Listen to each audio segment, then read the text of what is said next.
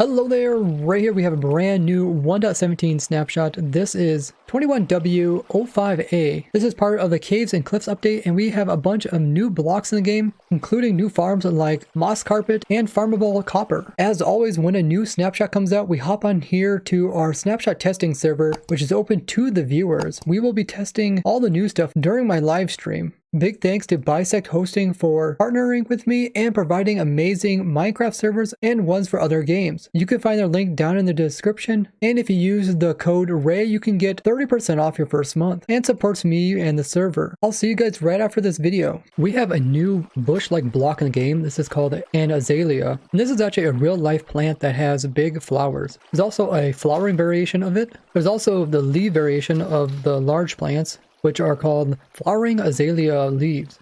And there's also the non-flowering variation of the leaf, which is similar to other tree leaves. We also have drip leaves, which are the ones they showed during the Minecraft live event that tip over and drop entities that are on top of them. There is a big drip leaf, and there's also a small drip leaf. The small ones need to be planted into water like this. You can see it starts down here and it actually comes up into this block right here, kind of like a 2-high flower. And if you break this, it'll actually remove the water as well. That probably is a bug currently. It can also be grown on clay, so you can place like this. Otherwise, it doesn't grow on other blocks. And these little ones will grow into the big ones. You can also grow the little ones into a big one by bone milling them. Or you can turn a big one into an even taller one by bone milling it. Now you can avoid these things from tipping the player off of them by crouching on them or by continually jumping on them. And after they drop you, after a little short while, they will tilt back up again and reset. So it's kind of a nice little clock.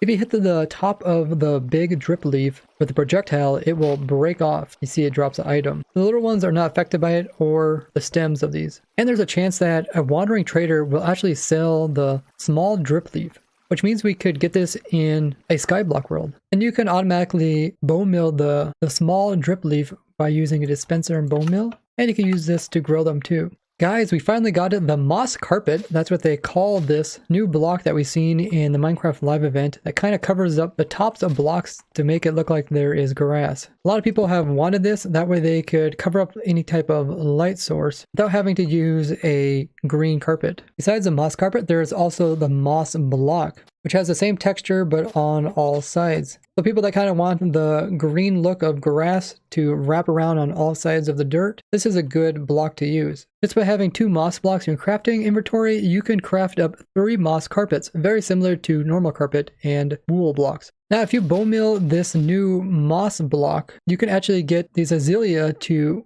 grow on top of it. And you can also get the moss carpet to grow on top of it. If you look at this grass, this is actually normal grass, but it does have a tag over here on the right hand side where it says azalea log placeable. It means it could probably be placed on some azalea log that we see probably on the ground. And it also has the tag lush plants replaceable.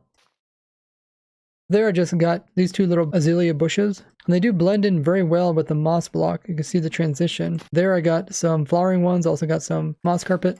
So just by shifting the floor, you can make all these blocks pop off for an automatic azalea and moss carpet farm. And you can automate the process of getting these blocks with a dispenser and bone mill. So make sure you guys are subscribed so you don't miss out on upcoming videos where I show off these new 1.17 farms. We also got cave vines and glowberries. Cave vines grow down from the ceiling like weeping vines. And when they grow, there is a chance that they'll produce this new food source, which is glowberries. So if I go ahead and just right click this vine, you can see it got some inventory. And if we go ahead and eat this, it will give us 1 haunches of food. Besides players being able to eat it, fox can also eat it. And just like sweet berries, foxes can also harvest the berries off of them for you. And by harvesting the berries, you can replant them on the ceiling or up against other ones to make the actual cave vines. And if you bone mill them, they will produce the berries. And as you can see, the berries produce light, which is a light level of 14. Now you can use a dispenser with bone mill to make an automatic glowberry farm. But similar to sweet berries, you have to right click it to harvest the berry off of the vine. There's also a spore blossom which can be placed on the ceiling of blocks and produce these really cool particles. It currently doesn't have the open and close like we've seen during the Minecraft live event. There's also 2 more new blocks in game. This is root block, which is like a bunch of tangled roots in a big block, and hanging roots, which you can place on the ceiling.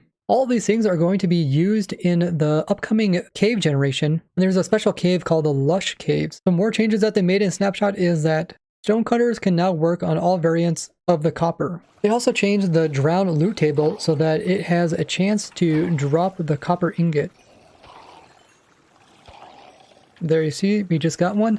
Now this replaces the gold ingot in the loot table, but it has to be a player kill in order to get this. This is pretty awesome, so now people can actually get large amounts of copper without having to solely depend on mining it up. So you can use one of my super fast drown farms to obtain large amounts of this. They made some changes to powder snow, so flame arrows now get extinguished when they go through them. Looks like it's a bit iffy. Sometimes it works when going through it, sometimes it doesn't, but if it like collides with it, then it definitely goes out like this one. Another change it made is that skeletons will convert into strays when they sit in the powder snow. There you go, you see it converted over. Powder snow is now pushable. You can push it with pistons, or it could connect to sticky blocks or honey. You could do some automating of like pushing this inside of a mob or not. Blocks can also now walk on top of it and won't sink down inside of it. Some other technical changes that they made is that they improved performance when using many overrides on an item model. And they changed copper's oxidization so that it's now a random tick effect and is affected by random tick speed. So by changing this game rule, you can make it convert over faster. Also in the snapshot, they fix a whole bunch of bugs, which I'll be going into right now. The first one is they revisited this bug where if you have a bunch of mobs in a pen, they can clip through blocks upon the chunks being unloaded and reloaded sometimes. This is actually a pretty old bug from way back in 2013. So now this should be fixed going forward. They also address a bug to do with mobs that are babies that are really crammed areas will push through blocks when they turn into adults. This should make storing large amounts of mob more consistent and shouldn't affect stuff like my turtle farm, which will still automatically kill turtles once they grow up. They also fixed this really funny bug that I showed in the video where I cover 18 secrets that you can do with the lichen and glow squid. And that is if you place down the glow lichen directly into lava, it would convert it to water. Now with that being removed, you can no longer use this to get water in the nether. So if you want to do this in survival, you would have to update to the previous snapshot, get some lichen in a cave, and then get some water in the nether before updating to the full release of 1.17. In the newest snapshot, they fixed this problem that we had in the last one with these shulkers rotating weird directions, which looked really funny. There was a problem with the debug world. This is a special world that you can access by holding down Alt when flipping through the world types. When loading this world up, you see that you actually spawn way down at the very bottom of the world at Y level 2 instead of being at Y level 70 where all the rest of the blocks are at. They also fix this annoying noise when stuff is inside of water and lava at the same time. You can hear it constantly makes this sizzling noise. And this is the fire extinguish noise. There was a weird bug to do with the pufferfish. When it get unloaded and reloaded, the hitbox of it would actually change. We would sometimes see this in our world here where we have all the different entities in the world sorted by size. When force updating servers from older versions, there would be an error for unable to resolve block entities or item stack, which has now been fixed. Next one has to do with small babies hopping through small gaps like this. When they would hop up here, they could sometimes take damage, despite their suffocation point being below their hitbox, which is red line compared to the white line. Now this affected baby zombies, piglins, husk, villager zombies, and baby villagers. They also fixed a similar suffocation problem with baby cows and baby llamas, as well as with baby turtles. They fixed another desync bug, which is if the player would dismount while standing on farmland while riding a horse or boat, and the farmland turns into dirt.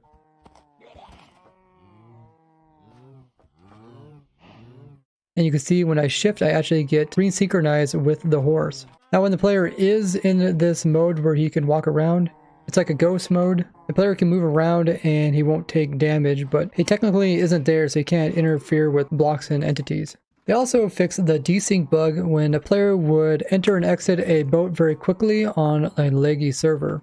My guys are actually using this on my sub server to desync so they could go exploring without having a risk of dying. They also address this bug where if you're in a boat and you dismount, it makes you face away from the boat rather than the boat you just came out of.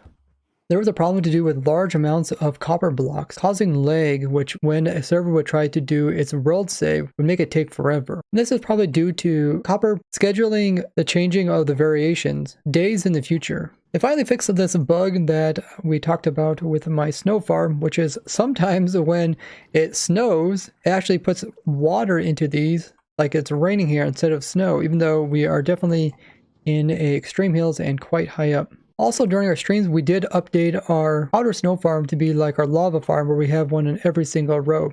And I'll have a new video covering all the 1.17 farms when they start releasing some of the new biomes. There was some Z-fighting occurring when sand was going through powder snow.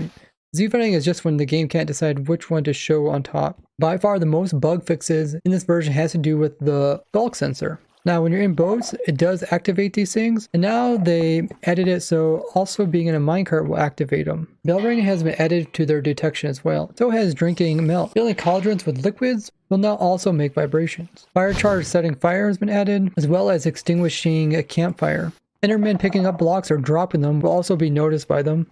Now, player eating stuff can be noticed by the skulk sensor, but mobs eating stuff has now been added as well. Buckets of fish have also been added, as well as shulkers opening and closing. This will be useful in our shulker shell farm for more precise detection. Now, there was some inconsistencies with them detecting mobs that could fly, like they could detect bees, but they couldn't detect stuff like bats, blazes, chickens, endermen, gas, phantoms, vex, and withers, which now has been changed. There were some inconsistencies to do with item frames. When you place them, it activates the skulk sensor, but removing them didn't, which they fixed. Squid spawning has been added so that skulk sensors will detect it, as well as gas shooting and Ravenger's roars. They also changed it so they can detect stuff like boats being placed, mine carts, candles placed on cakes, creepers being set off by flint and steel, lighting TNT, placing stuff into flower pots, books being placed onto lecterns, collecting water or honey with bottles, breaking bees' nest or hives in creative mode, ender dragons shooting fireballs,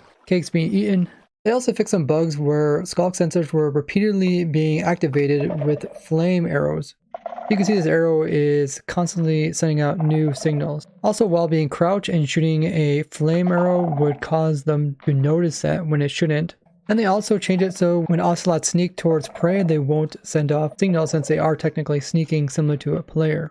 And they fixed a problem where the player was sneaking in the water was still activating the sensors. So the new changes to the skulk sensor look like this with their redstone values beside them. Now, since they changed it so that you can mod the game, so you can have higher Y levels and lower Y levels than in previous versions, there was a problem that villages would always spawn at Y level 0, despite the world being set to be lower.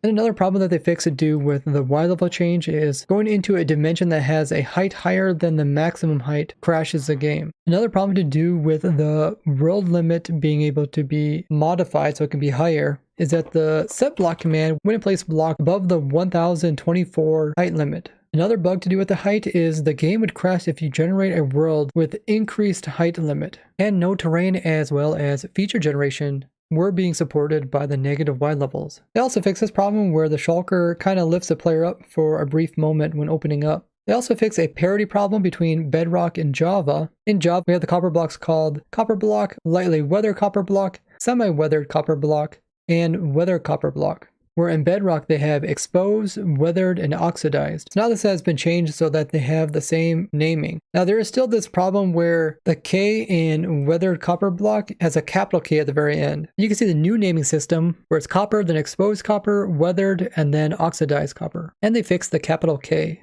Also, something I forgot to mention in my previous Minecraft news review is that Minecraft Earth is coming to an end. This was the immersive reality Minecraft-like game that they introduced. They said due to the global pandemic, they are moving their energy into other aspects of Minecraft. And I'll have this link down below if you want to learn more about it. Quite a lot of changes made in this snapshot. It should be a lot of fun playing around on our snapshot testing server. And you guys can find the information on joining that server on my Discord or by joining my live stream. Both of those linked down below. And I'll see all you guys over at my Twitch live stream. Thanks everybody who subbed and left a like on this video. I would like to thank you guys for watching, and I'll see you guys in the next one. Bye bye!